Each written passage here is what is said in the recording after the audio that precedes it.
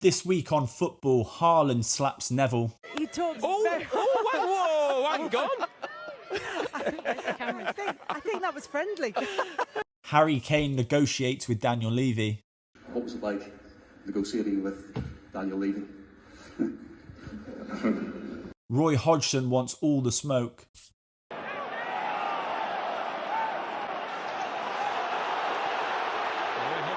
Daniel Sturridge is a vibe. It's 7 o'clock on the dot. I'm in my drop top, cruising the streets. You know the vibe. You know how we do. Did you like that, Rob? Very nice. Yeah? Very nice. And Martin O'Neill talks to balls for some reason. This is number 23 and number 1. Number 1. Number 15. Number 15. Martin, I don't know why you're talking to the ball each time. Speaking wisdom into my mind. Tell me stories of all that are great. Cherish these days before it's too late.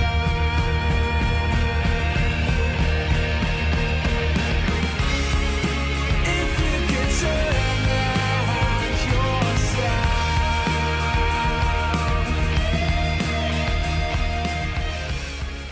That's right, welcome to episode 2 of the season. How have we all been? It's been emotional this weekend. Some crazy things, some crazy goals, some crazy performances. Since it is a new episode, then obviously we want to kick it off with a quiz question. That quiz question is, Harry Kane joined Bayern Munich this week and becomes only the third Englishman to play for the German team. Can you name the other two? Two other Englishmen have played before Harry Kane for Bayern Munich. Who were they? We're going to reveal the answer at the end of the show, so make sure you stay tuned. I'm also going to do a feature to start off every week because I've been watching for the last 10, 20 years, I've been watching Garth Crooks do a team of the week. So I feel like I should do one, but mine are actually going to include legitimate players. He puts Ben Mee up top and Ben Chilwell in goal. I'm actually going to have human beings playing and not ET playing the false nine. So listen to my team of the week. It's going to be real. It's going to be actual players. I'm not going to include players that I haven't seen play. So a lot of the 3 o'clock kickoffs, I'm not going to include players like that. So don't get angry and moan in the comments that I haven't included your favourite player. And John McGinn had a stormer, but he kicked off against Luton at 3 o'clock. He's not going to be in there. It's only going to be players that I've seen play this week. So live TV games or if I was at the game. First name on that team is Jude Bellingham. Bukayo Saka as well at right wing. Alexander Isak will go right up top. Anthony Gordon's going to the left-hand side. Enzo Fernandez bang in the middle. Fran Garcia at left back. Axel Disasi in centre back. Kieran Trippier is the right back. Levi Colwell's going to go in at centre back. Danny Olmo in midfield. And finish off with the goalkeeper Yanis Blasvic. Okay, so my reasons. Jude Bellingham. Debut for Real Madrid in La Liga. He absolutely bossed it. Anyone who watched him play, he was an absolute dream. Jude Bellingham scored the goal, the opening goal, and got Real Madrid off to a flyer away at Bilbao, which is obviously not an easy place to go to, but Jude looked magnificent. Defensively, he was getting back, tracking back, making tackles, making passes. Dribbling is absolutely phenomenal, and obviously, yes, scored the goal that got everything started for Real Madrid. They looked really, really good this weekend as well. Saka on the right-hand side was unbelievable. That first probably 30 to 40 minutes in Arsenal's opening game against Nottingham Forest, he was magic. The goal topped it off, which was unreal, but I don't know. I've seen a lot of people comparing Bukayo Saka to the best right wingers in the world. And don't get me wrong, I think he'll be there. I think we need to just slow it down with Bukayo Saka. He's not been around for the last 5 years like these top wingers have. But his performance on the weekend was unbelievable. So I think Arsenal with Bukayo Saka keeping him fit, Martinelli on the left, and even Nketiah had a really good game as well. I think they could be really dangerous this season. So Saka, yeah, straight into my team of the week. Alexander Isak had to be in that team. His 2 goals against Aston Villa, the calm finish for the second, always great at running in the box, arriving in the box as well, which is just what you want your number 9 to be. His performance was unbelievable, gave Villa absolute terrors all game. Anthony Gordon was equally as impressive against Villa. That left-hand side, he ripped Matty Cash apart, and I think Matty Cash can own up to the fact that he's been absolutely done this weekend. Anthony Gordon, obviously, that big money move from Everton, I think a lot of people questioned it and also questioned his mentality. Is he the right mentality? Is he the right fit for an Eddie Howe team? Well, he's just shown how good he can be. He doesn't have to contribute with a goal. His assist was fantastic. Great cross that Sandro Tonali got on the end of. But his overall performance just ran that Villa defence ragged. He played about 70 minutes, I think it was. And then Barnes came on and just finished off the job. But Anthony Gordon, unbelievable. Followed on from his performances in the under-21 European Championships that they then won. So he was a big part of that, and big part of Newcastle seasons coming up as well. Midfield. Enzo Fernandez goes straight in there. I think one of the most impressive midfield performances I've seen in quite a while, especially against a Liverpool team that can, in the right circumstances, can absolutely tear you apart, especially the first 20 minutes. Those first 20 minutes, Liverpool absolutely dominated, and Chelsea looked rocky. And I think if Salah's goal maybe had stuck and he wasn't called offside, I think Liverpool then go on to maybe win 2, 3, 4. But Enzo Fernandez, stable in midfield, past that 20, 30 minutes, he was a rock and did everything right. Everything that he does that you would want a midfielder worth £100 million to do, he did. So he's right in there on my team of the week, Enzo Fernandez. Who's going in at left back? Oh yes, Fran Garcia goes in at left back. For anyone who doesn't know Fran Garcia, who hasn't seen him play yet, he is a left back from Rayo Vallecano, made the move to Real Madrid and made his La Liga debut for Real Madrid this weekend. He was a big part of that Real Madrid 2-0 victory. And I think away at Bilbao, obviously, yes, like I said, Bellingham performed really well. And it is a difficult place to go, but he was coming up against the likes of Inaki Williams, who can tear teams apart. His pace, fantastic. But on that side, Fran Garcia, dead solid. He'll be really happy with his debut performance. Who have we got in centre-back? Oh, Disasi, Axel Disasi, debut goal for the Frenchman. I was quite impressed by him. Not just the fact that he scored, but I think all round to deal with that front three of Liverpool and come out with only conceding once. And obviously that was partly to do with Reece James falling asleep at the back post, but also the ball from Mo Salah was outrageous. It's hard to stop that. But all-round Disasi had a really good game and scored the goal that equalised for Chelsea. So, yeah, he's right in there. Kieran Trippier is my right back. I'm not saying that Kieran Trippier had the best game of his life. I'm saying Kieran Trippier deserves to be in that team of the week because what he's now showing is more than just a right back. He's showing that he is a captain. Every single thing Trippier does, you watch him close enough, he makes the right decision every single time, makes the right pass, barely loses the ball for such a creative player, someone who tries things, he rarely loses the ball. I think all round embodies what Newcastle and Eddie Howe want from that Newcastle team as well. Just a mature performance once again, and a big part of why Newcastle held on and didn't concede to a really strong Villa. And then obviously they took the game away later in that second half. Who else is going in there? Yeah, Levi Colwell's going in there as well for me. I thought, again, a bit like Disasi, I'll have those two centre-backs in there. They're dealing with a really difficult proposition in Mo Salah, Luis Diaz and Diogo Jota, but they came out really well. The opening 20 minutes, like I said, were really difficult for them, but there was a maturity in that performance. The central defender of the three, Thiago Silva, was a rock, but Levi Colwill coming back in that Chelsea team and really trying to make a name for himself this season. Again, another player that had a really good tournament in the Euros, the under-21 Euros. I thought he was brilliant as well. His passing is up there, I think, with some of the best centre-backs in world football. I think he's brilliant. The way he passes through the lines, a lot of players don't risk those passes. You see Lisandro Martinez at Man United do it really well. I think obviously Pau Torres, one of the reasons he was bought for Villa.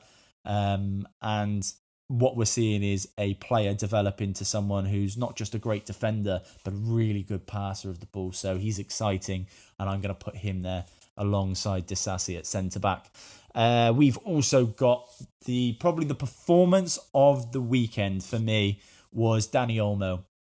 His performance against Bayern Munich was fantastic. I'm putting him in centre mid. I think he's obviously scored a hat-trick, but all-round game, absolutely fantastic. That second goal was majestic. If you haven't seen it, please go and watch it. His turn, his finish, brilliant. And then obviously scored the hat-trick with a penalty, composed, and won the Super Cup for Leipzig against Bayern Munich. That was great to see as well. And in goal in that game was Yanis Blasvik, and another really solid performance from Leipzig, from a Leipzig player, Peter Galaxy, who was there previously, who's been so good for Leipzig.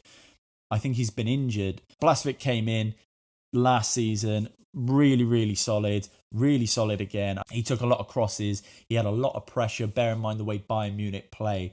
They're constantly 5-6 players in your box in that 18-yard area. But I thought he dominated it and kept a clean sheet. I thought he was absolutely brilliant. So he's there as my goalkeeper.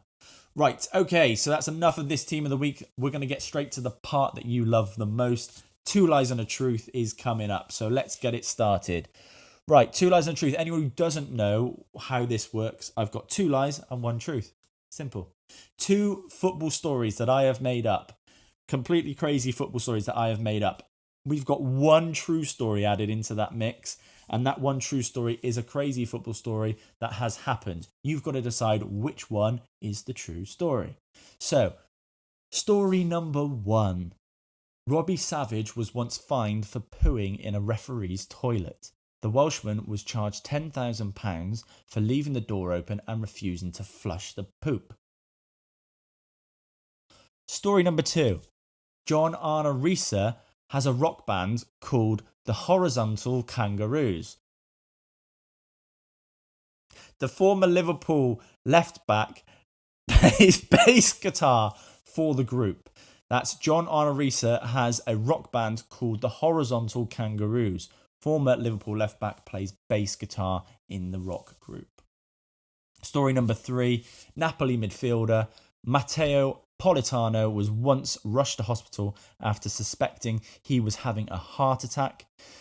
He was relieved when doctors attributed the panic to his excessive consumption of energy drinks.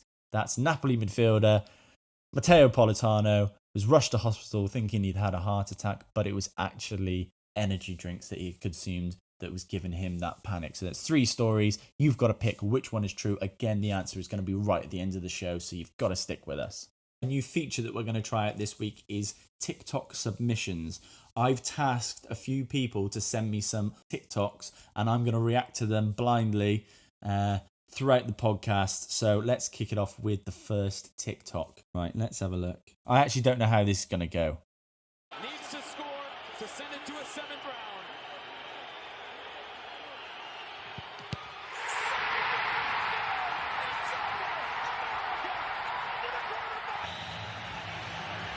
And the man of the match tonight, presented by Geico, is Diego.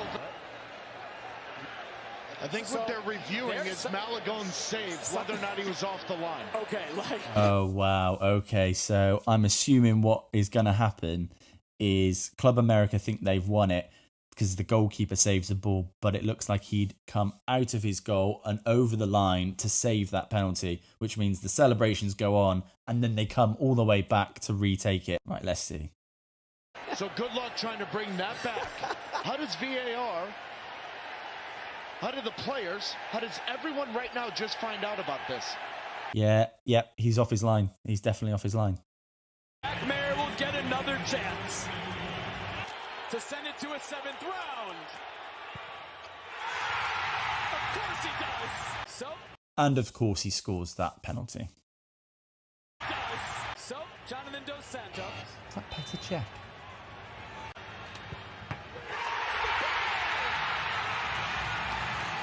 To send Nashville to the court is Luis Malagón off his line early on what he and everybody in this building thought was a game-winning penalty save. about 10 minutes ago. Lovitz now in the 7th round to put Nashville through.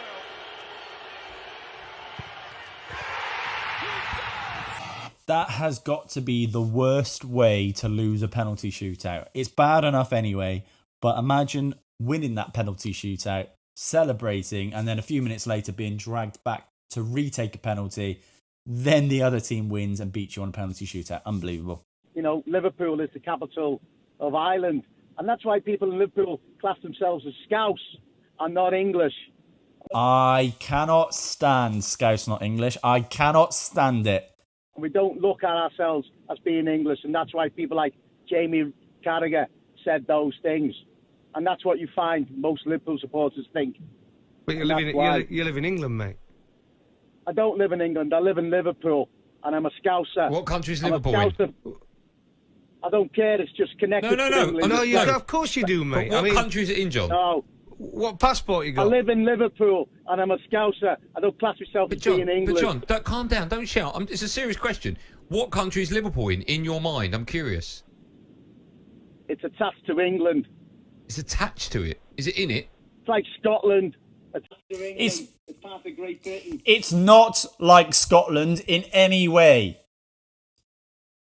Who do you cheer on at the World Cup, John? What you see in England games, you see small town England, little places, John, little towns, little like villages. Leeds. You don't see big cities.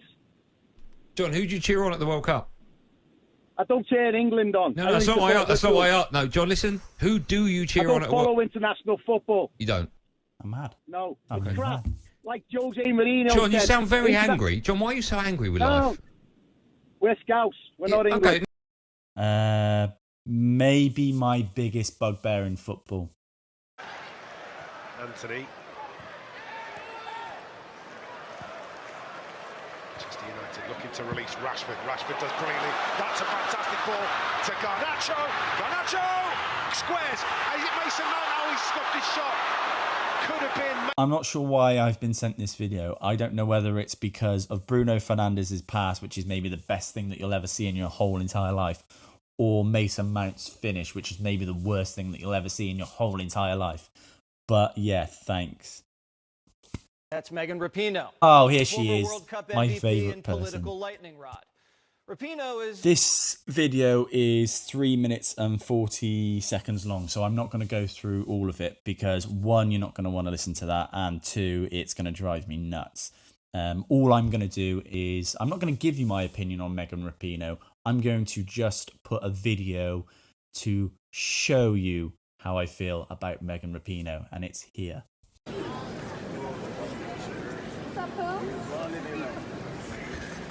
10, 9. Yeah. Don't say we're crazy. I don't care about that.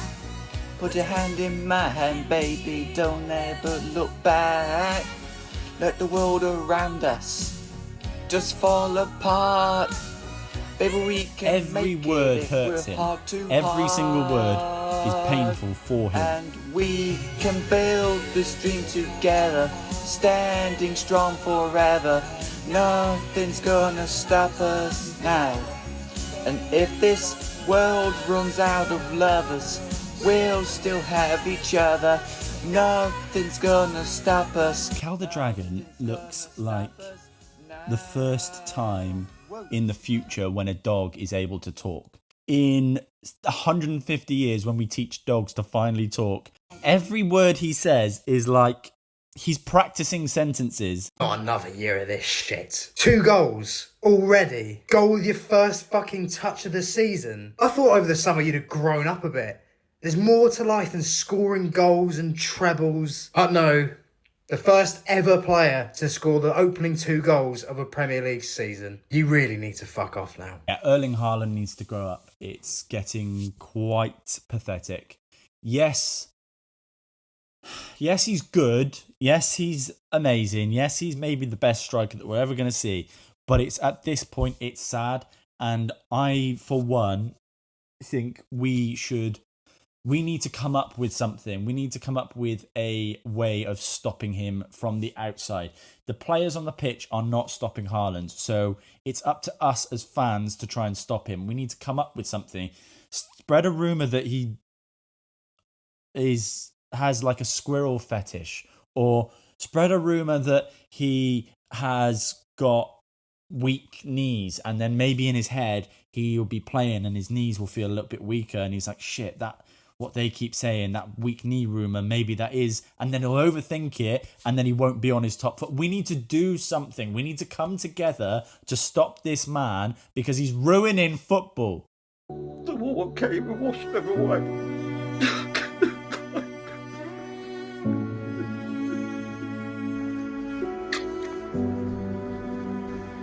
I get that you're sad, but that's too much spit.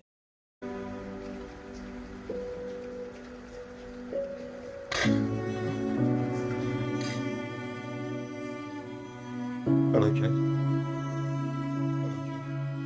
Look at the Jets that have gone. Could have had a shower, maybe. The war came and washed them away.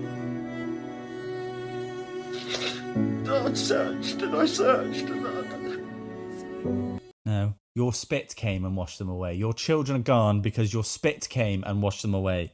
I searched and I searched and Oh, here it comes again. I see him. His kids. I don't know what to do. I don't know where to Look, look. if you look closely enough, just on his chin.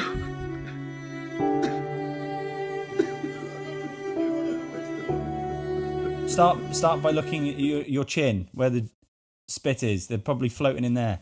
I'm hoping that's not real, because that's really sad. But either way, it's too much. Right, brilliant. That was my TikTok submissions. If you want to contribute and send us anything, then go to Goalposts TV submissions, and you can send us the content that you want us to review every week. Okay, what is next? Predictions for the season. Right, okay. Well, we had a little bit of a look last week, but now we've seen a lot of the teams play. The first thing that I want to say is get excited, Newcastle fans. You have got something going on at St. James's Park. I have not seen this type of feeling since Leicester were looking like that they could win the league. And that, honestly, what I saw last season from Newcastle, I thought, how are they going to replicate it? It's been a really long season for them. It was really difficult dealing with the loss of the Carabao Cup final to Man United for them. And they really struggled to get back on track. And I thought maybe that's where they start to go off. Champions League football, they're going to be stretched thin, that squad.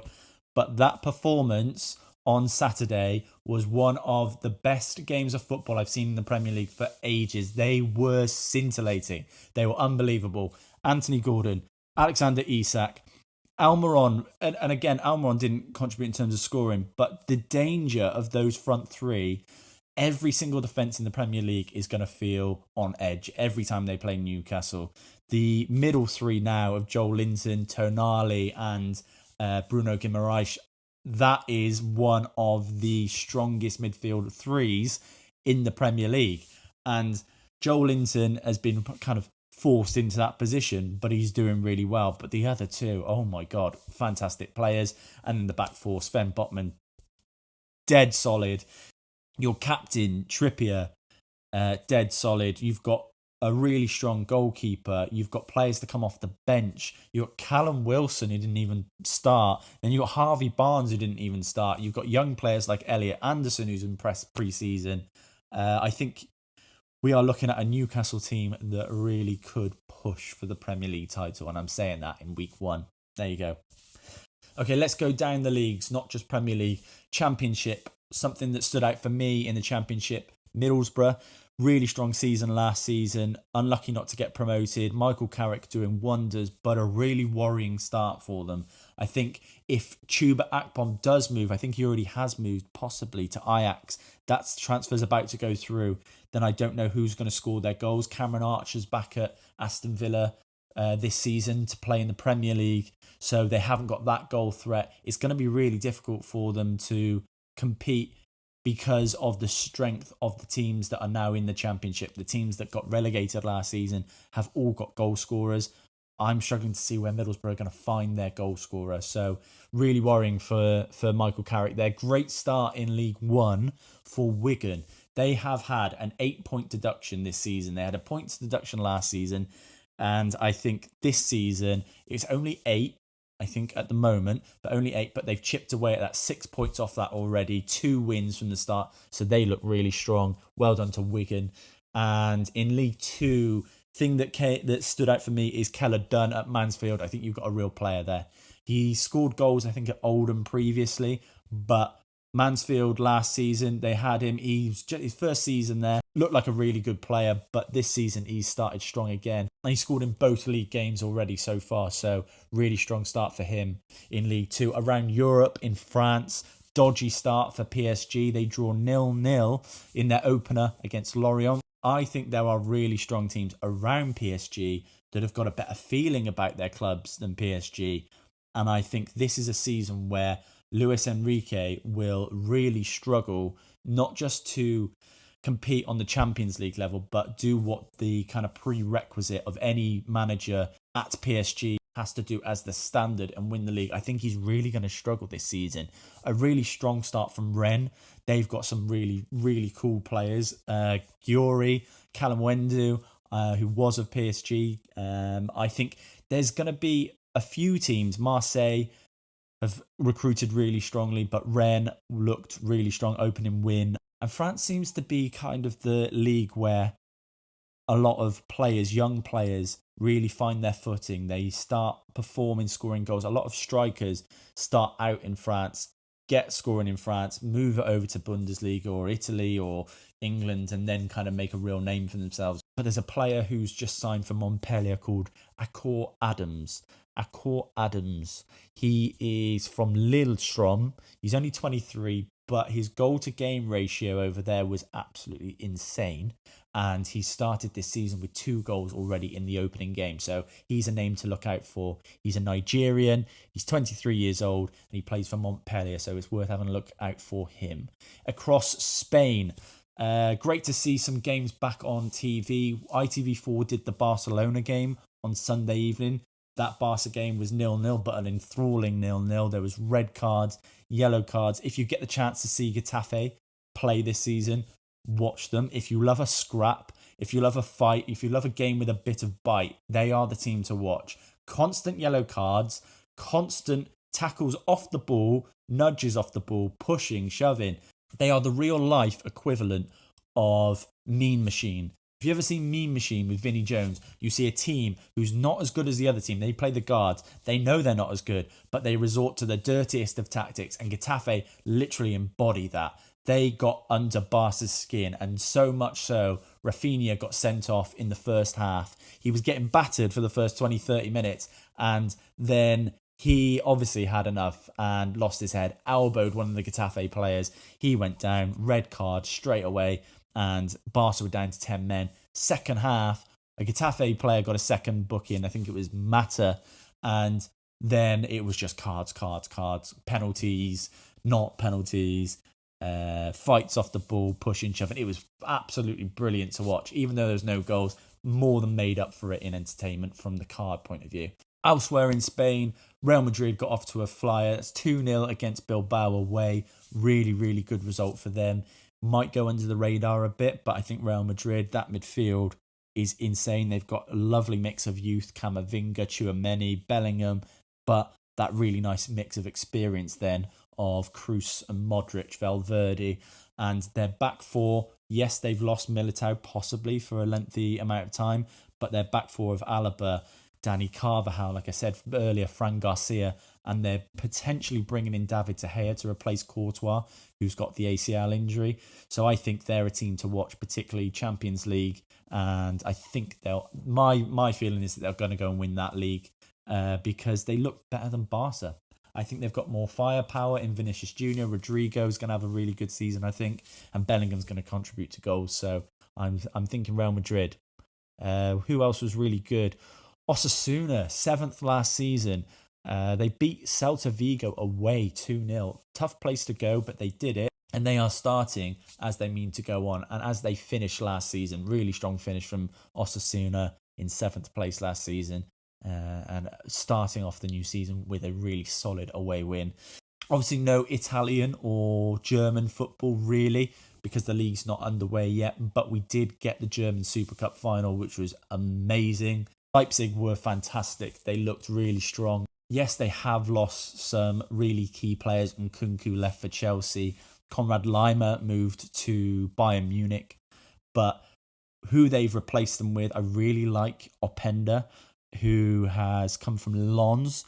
He had a really great season. I watched him a few times last season. Really sharp, super quick. And they've now got that front three of Timo Werner, who in that division is fantastic. Openda through the middle, and Xavi Simons, who actually had a really good season last season in the Dutch league. So I think there's a really, really solid front three. And then obviously Dani Olmo, who was a maestro in that midfield three on the weekend. He scored the hat-trick. But yeah, a really great team. Lovely back four as well. Yes, they've lost Guardiola but to Man City. But again, they kept a clean sheet against Bayern Munich, which isn't easy to do. And most teams will concede 5, 6 and 7 against them. Let's go to Portugal. Gyökeres had a great start to life in Sporting. He scored a brace on the weekend. So Coventry City fans, yes, you're probably really sad to see him go. But I think we've seen a player that is probably destined for bigger things. Potentially could have moved to the Premier League, chose Sporting Lisbon.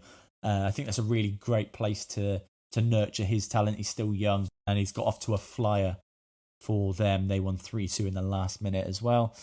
In the Netherlands, Ajax start as they mean to go on. 4-1 win for them on the weekend against Heracles or Heracles or Heracles or Hercules or whatever you want to call them.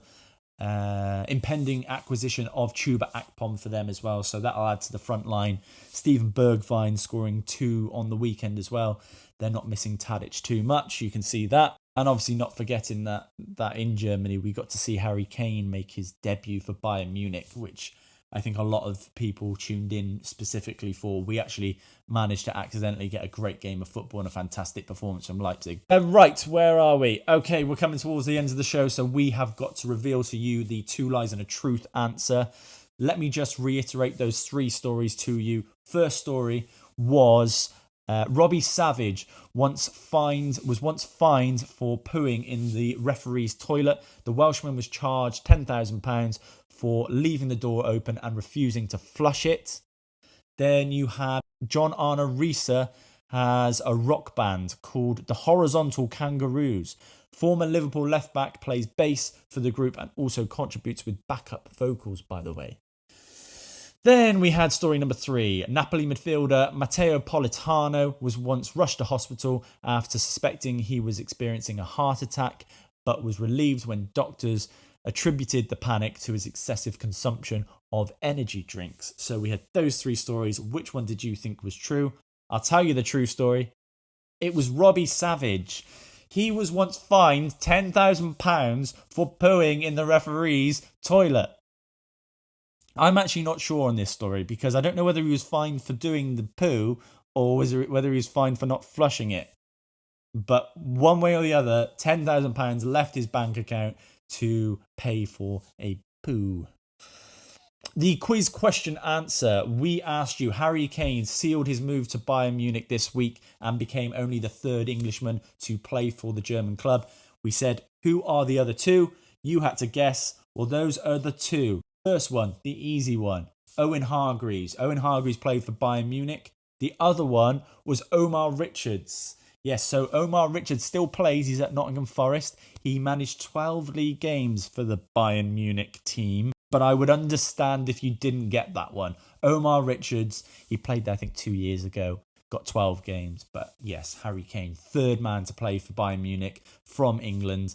We are at the end of the show once again, guys. Again, thank you so much for listening. We want you to subscribe to us to make sure you see our episodes first. They are every Wednesday. They are me every Wednesday. You'll see us on Spotify. You'll see us on Apple. You'll see us on YouTube if you actually want to see us.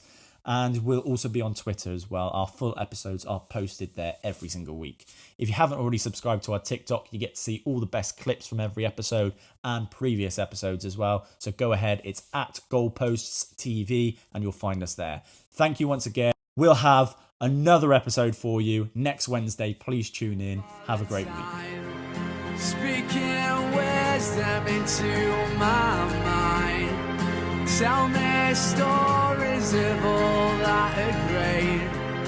Cherish these days before it's too